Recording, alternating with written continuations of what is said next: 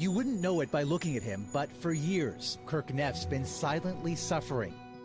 He's an award-winning cinematographer who has traveled the world. We've worked together for more than a decade, from interviewing a prime minister, to a prince, to capturing the bounty of the Canadian Arctic. In any of those scenarios, are you thinking, gosh, if my hand starts shaking so much, I'm going to miss the shot? Absolutely, I think about it all the time.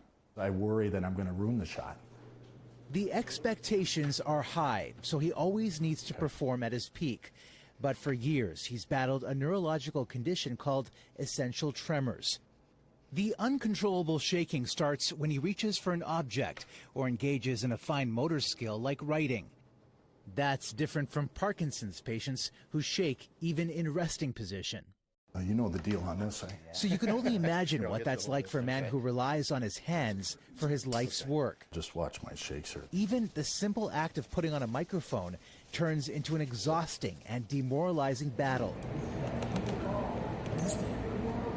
So does eating. When did you first discover that you had this?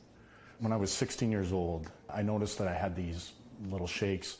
I didn't really know what it was, but I started taking pills and they gave me stuff for it and it never really worked. It takes a lot out of you. So not only are you you're shaking, but your mind's working 24/7. And not only everything you're doing, but working on trying to keep your hands straight. He's found a way to push through, earning praise and recognition along the way. But it's the passion that keeps him going. I love my job. I love telling stories. I love telling people stories, and I wonder, what else would I do? What else would I do? I have to adjust with certain things. To keep doing it, he's built his own kit and tweaked it over the years. Rigs and gimbals that help keep his shots steady. Now the handles take more of the brunt of my shakes, so I can either put my hand out, so I take the pressure off, or I can make sure that I'm okay. Morning routines are exercises in physical and mental gymnastics. There'll be a point where I'm losing it, and my hand's shaking so much, I'll be like, honey, you gotta take it. And by that time, everything's all over the place. But a chance meeting with a neurosurgeon while Kirk was on an assignment gave him the hope he'd given up on. I put the mic and told her, and she immediately looked at me and said, I can fix that. This is Dr. Mojgan Hodai, a world-renowned neurosurgeon and scientist at Toronto Western Hospital. And we reviewed the options for surgical treatment of patients that have essential tremor. Brain surgery. And in a matter of hours, we'll follow him to the operating room for a procedure. We're rooting for you, we're thinking of you. Yeah, thanks. And I can't wait to see the results. That comes with a chance that he will be able to reclaim his life.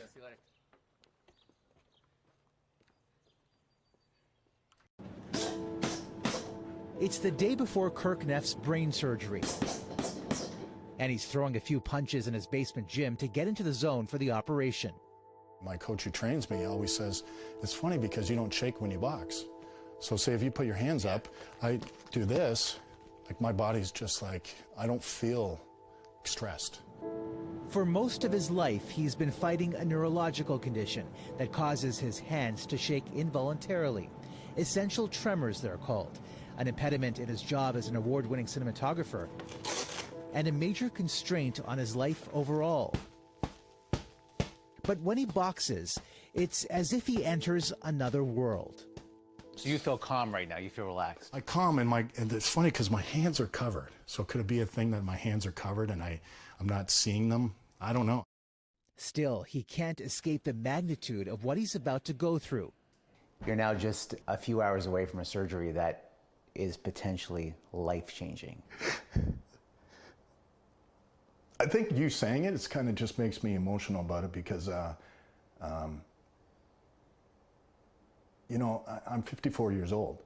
I have a family, so I worry about if something could happen, even though I'm under good hands. But yeah, it's in the back of my mind, I'm a little nervous. I mean, listen, it's brain surgery, right? This is the real deal. Now we'll continue on this side, on the back of your head. Yeah. The stakes are enormous. So here we are getting ready to put this metal frame. We need to target a very specific point in the brain. One wrong move could have disastrous consequences. We cannot be off target at all. There we go. See you on the other side. Over the next 5 hours, Dr. Mojgan Hodai will meticulously insert a small electrode inside Kirk's brain and position it next to the cells that are causing the tremors. We need to reach a fine object deep into the brain. So this requires an accuracy, I don't play golf, but better than a hole-in-one, I think. The electrode sends an electrical current. It's called deep brain stimulation. By delivering a specific amount of stimulation all the time, we're interfering with the tremor networks. And to find the area responsible, Kirk needs to stay awake the entire time. Count from 20. 20, 19, 18, 17. So I'm asking Kirk to count backwards.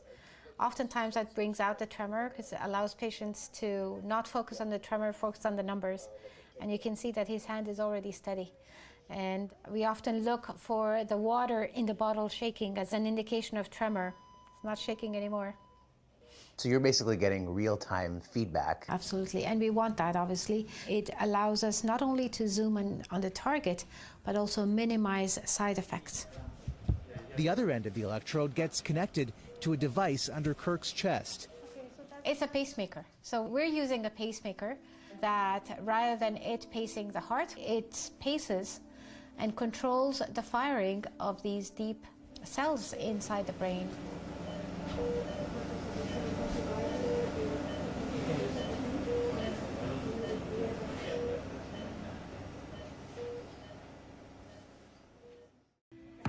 Fresh off of brain surgery from his hospital bed, I would have never been able to hold this or even bring it to my mouth without it spilling all over the place. So, the man who has made a career out of capturing big moments in others' lives so crazy. It's amazing. can't resist capturing one of the biggest in his own. And the cool thing is that the pacemaker's not even on yet. Kirk Neff has just had a 5-hour operation to insert an electrode deep in his brain to disrupt involuntary shakes in his hand called essential tremors. Thank you. Great. Great, yep. 2 weeks later, we are joining Kirk for his appointment as a doctor switches on a current that Kirk will eventually be able to control himself through his phone to stop his tremors. This is the moment, right? Oh. Where you turn this thing on to see how things stabilize. Are you, like, your eyes are welling up right now? It's funny because you're talking about it, so now you're making me more emotional about it. What I need you to do is what we... It begins with a quick test to see how Kirk's hand reacts before the current is on. Let's go for it. You can see that Kirk struggles to keep the pen steady in their spirals. It takes everything out of him. Now I gotta breathe. Yeah, it's certainly something of concern. So stressful. Of course. The doctor first looks at where the electrode is placed in the brain. Oh, wow. This is your brain. That's crazy. And this little dot here, Yeah. that's the electrode. Then begins to deliver a current. Yeah, I feel it now. Okay. Yeah. What do you feel? Just a little slight, like a, almost like a vibration electricity kind of thing. The goal here is to deliver just the right amount of stimulation to manage Kirk's tremors and minimize the side effects.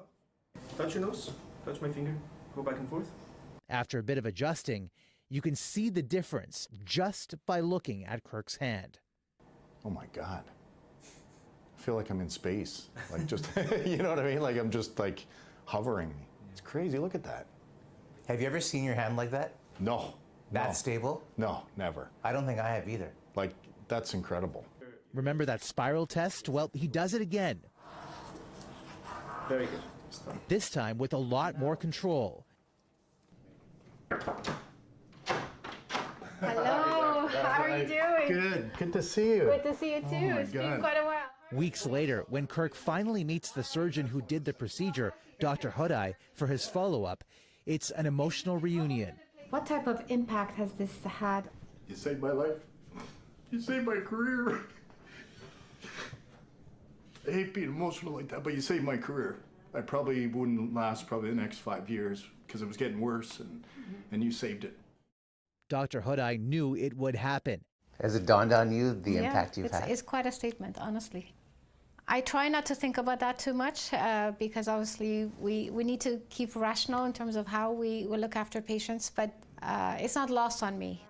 With Kirk behind her shooting this very interview, even the rational surgeon eventually recognizes the difference she's made. As I talk to you, Omar, I have to say there's someone standing behind me, and I cannot stop thinking of the fact that it's Kirk and how well he's done after surgery. So that's incredible. As for Kirk, he's now getting ready to do the same procedure on his right hand before the end of the year.